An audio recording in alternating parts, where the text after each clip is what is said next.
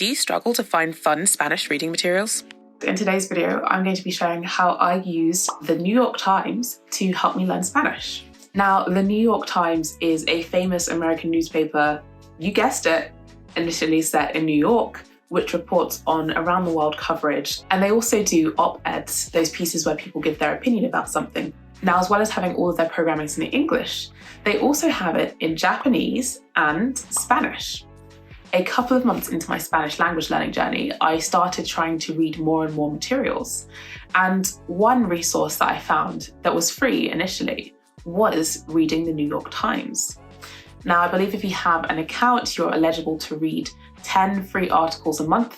At one point, I just was starting to hit this buffer limit and decided to pay £2 a month to get full access to read as many articles as I want in Spanish and in English. Now, for me, this was a great Spanish resource because a lot of the articles you could find the English equivalent on the very same website. So if you were struggling with breaking into the topic, you could kind of get up to speed. But secondly, it's about contemporary news. So oftentimes you know that there's coronavirus going on, news of what's going on in places like Afghanistan, or to do with migration and people like having to become refugees. That's quite common knowledge if you're paying attention to the news in general and in English.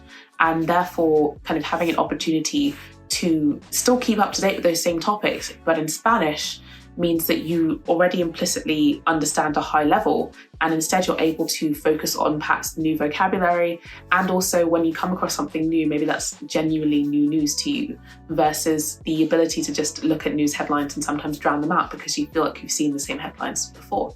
The third reason why this is particularly great is because of the opinion education pieces, those op-ed pieces.